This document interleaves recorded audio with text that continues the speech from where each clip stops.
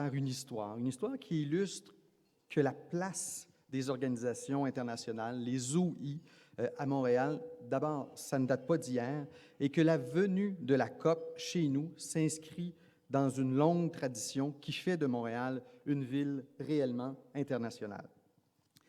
Je vous ramène, Pierre parlait de 46, 47 tout à l'heure, je vais aller un petit peu plus loin.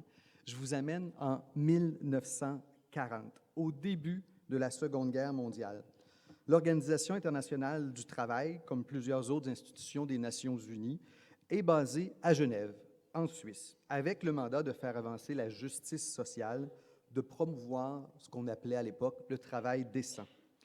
Malgré la guerre, l'OIT souhaite à tout prix poursuivre ses travaux, mais la situation devient vite insoutenable. Puis à l'époque, le télétravail, c'était un peu compliqué. Vous comprenez que ça n'avait pas été un concept qui avait été développé.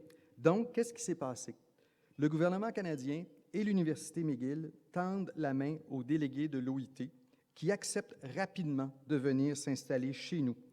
Ainsi, de 1940 à 1948, l'OIT sera établie dans des locaux de l'Université McGill.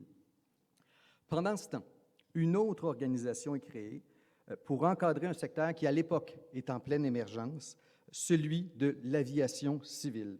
Je parle ici de l'Organisation de l'aviation civile internationale, l'OACI, qui s'établit à Montréal en 1944 et qui rejoindra les Nations unies juste après la guerre.